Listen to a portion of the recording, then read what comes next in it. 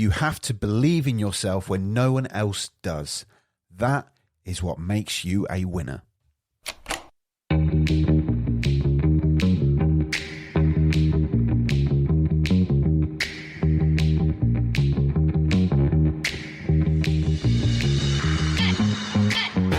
Hello and welcome to the Unlocked podcast. I'm your host, Ricky Locke, professional speaker, magician and confidence coach. And quite simply, Unlocked is a journal of self-improvement.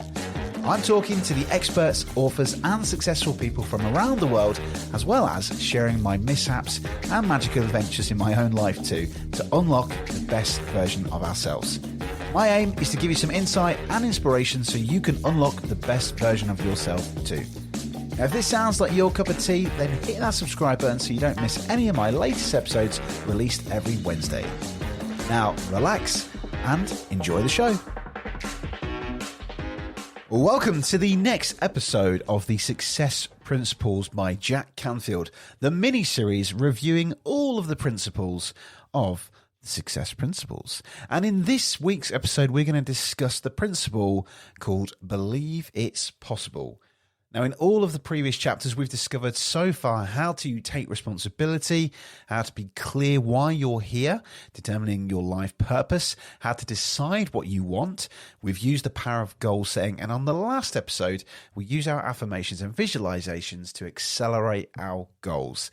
Now, the next principle is obviously all about believing that it's possible. Now, as I started off this episode, you have to believe in yourself when no one else does. That is what makes you a winner. Was famously said by Venus Williams. Now, the secret to self-confidence and actually believing in yourself is that it's a choice.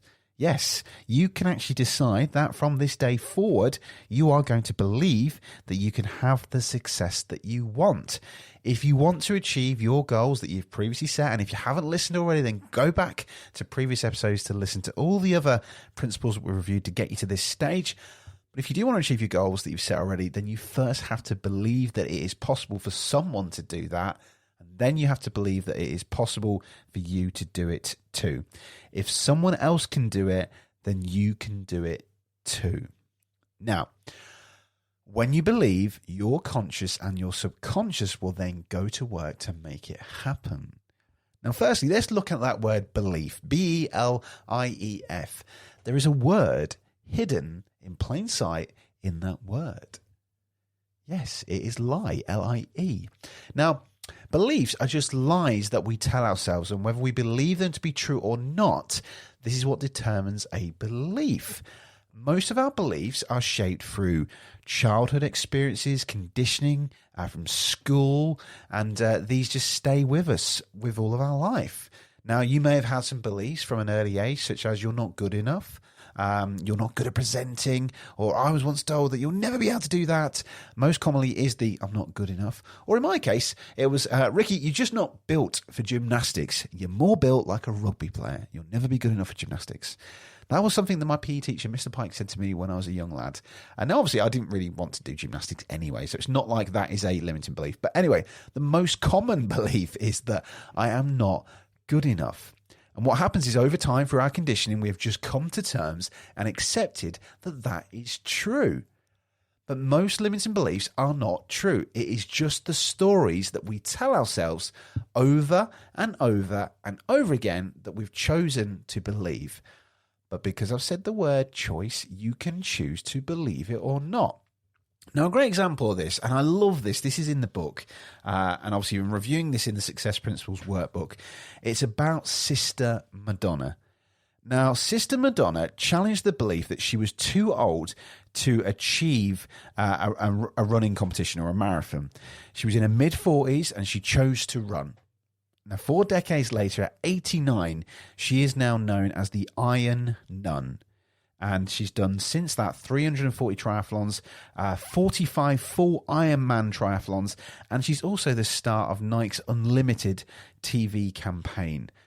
How amazing is that? Just because she had this limiting belief that she was too old to achieve anything like a marathon, she decided to search out for that limiting belief to find out if it was true.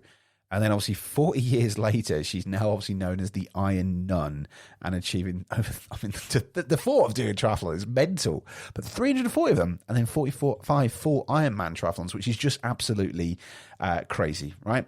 But that's just because she installed a new belief inside of her mind.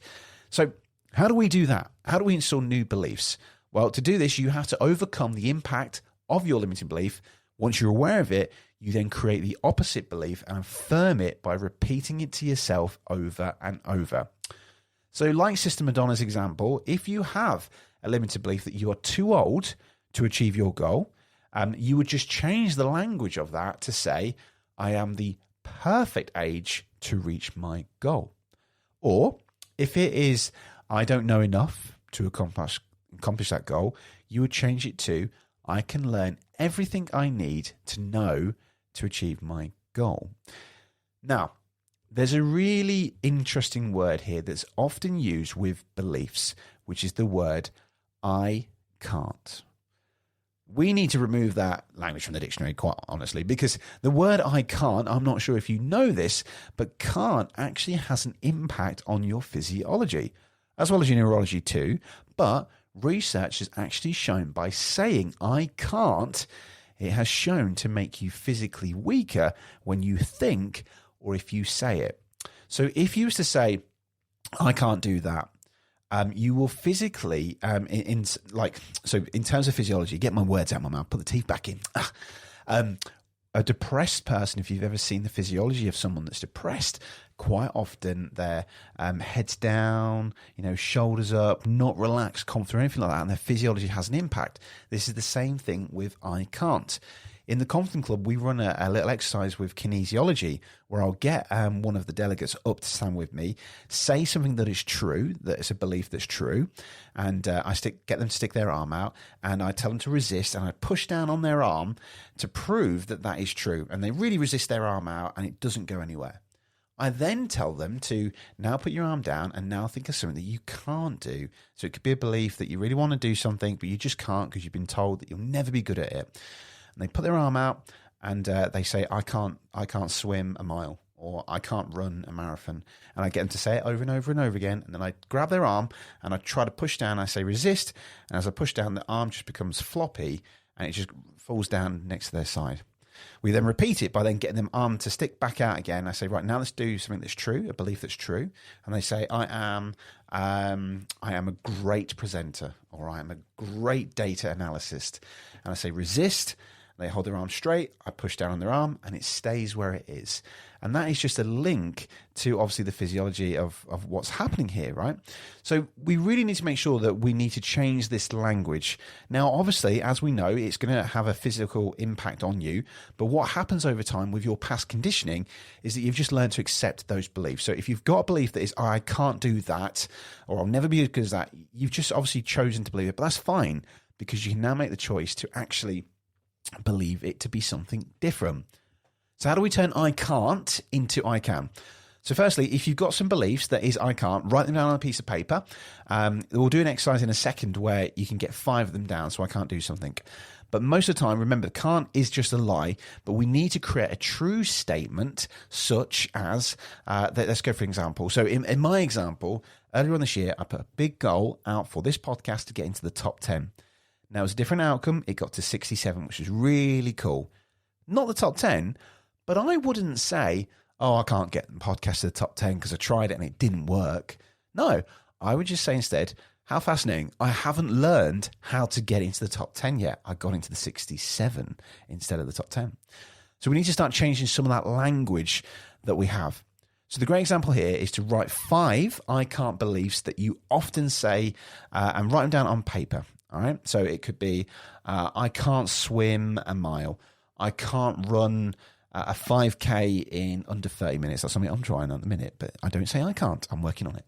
Or I can't achieve this goal. Right. Whatever it is, write 5 of your I can't beliefs that you've got. Stick them on paper. At the end of that, so if you need to pause this, then pause this now. Once you've got your 5 beliefs written down, the I can't beliefs, at the end of each sentence, I want you to add these words. When I say that, I feel. All right. And then fill in that blank. So, for example, if it is, I can't swim a marathon, I can't run a marathon. When I say that, I feel really sad because I really want to. All right. For example, if it's something that you really want to afford, I can't afford that. There might be like a new car that you want, or like something really exciting in your business maybe, or in your life. And you might be having some money limiting beliefs. So you would say, I can't afford that. And then you put, when I say that, I feel really sad and disappointed that I can't afford the new computer that I want. Right. So once you've written that down, you've got your I can't belief. At the end of that, you then say, when I say that, I feel. Now I want you to say that out loud and then just notice how you feel. You're probably going to agree that it's probably not nice, right? So when I say my limiting belief, I can't afford that. And when I say that, I feel disappointed low, it's not nice. So now what you do is you change it again. So the next 5 you do is you now change it to, I won't be able to afford that. So same thing again, same belief, but you change it. Instead of I can't, you put I won't. I won't be able to afford that. And when I say that, I feel disappointed low. Now, obviously, you're going to get some of the same feelings there as before, because obviously there's a slight power in that language there. But now what you do, once you've said them out loud, notice how you feel again, write some notes of how you feel. You're going to completely rewrite that. Keep those beliefs there, but you're now going to change the language. Instead of I can't or I won't, you put I will. So previously, mine was I can't afford that.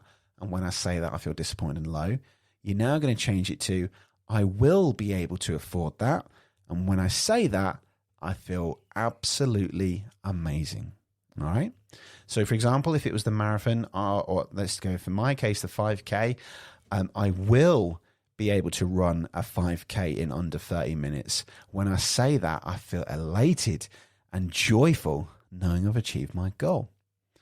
Now, what will happen is if you say this out loud and repeat this, something is going to happen. You'll notice a shift in your physiology and in how you feel, right? So when I say that goal there, I will be able to run a 5K in under 30 minutes. And when I say that, I feel great. You'll notice in the tonality of my voice, there's a big shift compared to I can't run a 5K in under 30 minutes, because when I say that, I feel really disappointed and low. There's a huge difference in tonality. So what you need to do, if you have those limiting beliefs, you need to change your language to, instead of I can't, because remember, most of the time, these I can't beliefs are just lies that we've chosen to believe. But what you have to do is change the language from I can't to I will. Mine, I've got a big goal, is a TED Talk, right? Now, obviously, I haven't done it yet, the TEDx goal, but I'm not going to say I can't do a TEDx. No, I'm going to say I will do a TEDx. And when I say that, I feel great and amazing knowing that I've achieved my goal. Now, I guarantee by doing this exercise, you will feel slightly different and probably a little bit more positive regarding your goals. The learning here is to reframe and rewrite those limiting beliefs by just changing your language. If you change your language, you will change your physiology. And if you change your physiology, then you will change your mindset, which will then lead to achieving all of your wildest goals. Now, 2 tips here that really helps, because let's face it, it's very easy to say, yes, Ricky, let's just do this now. But it might take some while because you've probably got 20, 30 years of these I can'ts in your head. So 2 tips that will really help you deal with those I can'ts is this. The first tip is an elastic band. Now, we use the elastic band in the Confident Club for getting ourselves into state. Now, one of the good things here as well is you can use this as an alternative source to remind yourself not to say I can't. So you put the elastic band around your wrist. If you're noticing that you're saying I can't a lot, you grab your elastic band and ping it gently or as hard as you like, and it will then ping onto your wrist. At that point, that little kind of shock will remind you to change your language. So if someone says to you, oh, Ricky, would you like to come and do this? And you notice that you say, oh, no, I can't do that. I'll never be able to do that. I just can't do that. Grab your elastic band, ping it, remind yourself, and you just say, I will be able to do that. I just need to learn some more information. And when I say that and I do it, it will feel great. So use your elastic band just to ping to remind yourself if you're noticing you're saying I can't quite a lot. The second thing is, this one's from Jack's book in the Success Principles, about placing a bowl either at home or at your workplace. And every time you notice you or one of your colleagues say, I can't, you get them to put like some money into that bowl. So Jack talks about he gets his team. There's an exercise where he gets all of his team, whenever they say that something's not possible or they say, I can't, he gets them to put £1 or $1. It's in America, sorry. So he gets them to put $1 into the bowl. Obviously, over time, there's a visual little anchor there of, oh my God, there's a lot of money there. And people would rather not part with their money. So they start to instantly build and form a habit so that they stop saying, I can't. It's a really good visual point there that you can do this at home or you can do it at work. But remind yourself, every time you're noticing that language, become aware of it and just change your language to, I will be able to do this. You might just have to add in those lines that we said earlier on, that it might just be a case of, I just need to learn some information. All right. So that might be it. Or I just don't know enough to accomplish that goal yet. All right. So, or you can learn everything you want. But here's the thing. This is really, really important. Beliefs are so powerful, and we need to just really start thinking about the choices that we're making. Most of the time, our self-limiting beliefs are just lies that we are telling ourselves that we are choosing to believe it to be true. Most of the time, it's probably not. What we need to do is start looking for those references and changing those references. Seek out if it's actually true. All right? So there you go. Believe it's possible. The next principle in the success principles. Obviously, we've covered loads already. This is obviously part 6. So go back and check out the previous episodes if you haven't listened to them already. The next principle that will be out will all be about taking action and how we can chunk it down.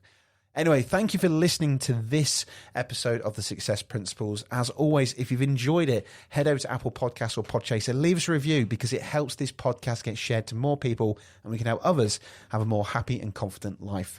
As always, thank you to the patrons of this podcast. This podcast would not be the podcast it is without your help. So thank you, Anthony Howe, Jasmine Barnes, Chloe Wilmot, Sarah Kay, Sherry Brenton, Steve McDermott, and Chris Lovett and Rory Barnes. You are all amazing. Now, without further ado, enjoy the rest of your day or night, wherever you are, and I'll join you on another episode of Unlocked soon. Goodbye.